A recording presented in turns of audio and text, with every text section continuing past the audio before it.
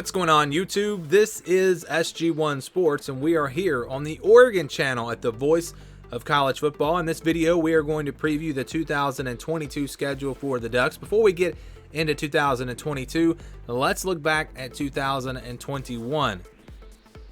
Here is the schedule for Oregon in 2021. You see, of course, the big non-conference game against Ohio State. They also played Fresno State and Stony Brook in the non-conference, so not a horrible non-conference schedule. Look at who they played out of the Pac-12 South. They had to play Utah on the road. That wound up being, the best team out of the South, so that was a tough draw there. They also had to play UCLA on the road, a pretty tough game that they were able to win. They had Arizona and Colorado, but all in all, the Ohio State game makes this schedule tougher just because of the fact that you're playing a big non-conference game like that. But other than that, the schedule wasn't horrible for Oregon last year. The Pac-12 North wasn't very good, so that helped them out as well to have an easier schedule. But again, you look back to last season, and if you had told me that Oregon was going to beat Ohio State, that they would finish with 4 losses, I would have told you you're crazy. Of course, 2 of those losses coming in the postseason in the Pac-12 championship and then in their bowl game. But that loss to Stanford really hurt them as well, knocked them out of playoff contention, even going into that Pac-12 championship game. But let's look at 2022. Here is the schedule. And of course, the big game is that game against Georgia. That jumps out right away, week 1. Before we go game by game, let's look at who they play outside of the division.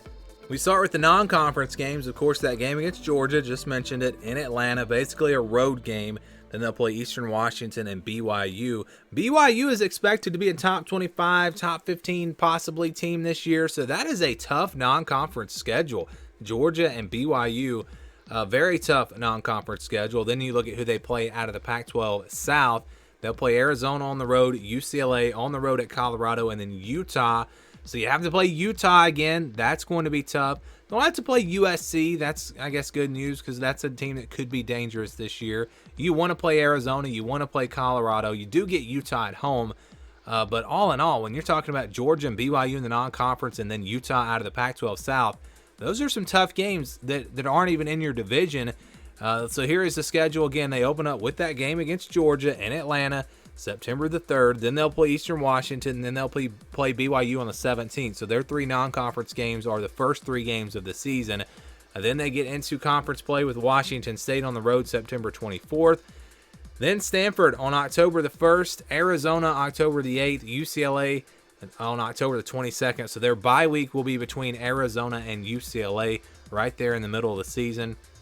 Then they'll play Cal on the road on October the 29th, Colorado on the road November the 5th. Back-to-back road games there. Washington on November 12th, then Utah on the 19th, and Oregon State on the 25th. I think Oregon State's kind of a sleeper team in the Pac-12 North.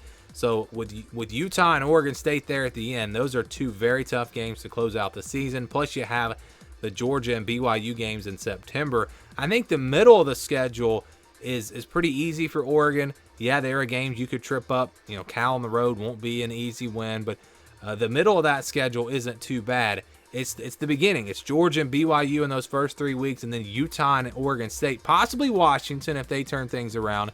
The beginning and the end, that's where the tough part of the schedule is for Oregon, in my opinion. If they can get past, let's say they lose to Georgia and beat BYU, if they can get through that middle portion of the schedule, they could possibly be going into that Utah game with just 1 loss and really still in playoff contention. So it starts with those 2 big non-conference games, and then it ends with 2 huge conference games in Utah and Oregon State. But all in all, a pretty tough schedule for a Pac-12 team is what we've got here with Oregon in 2022.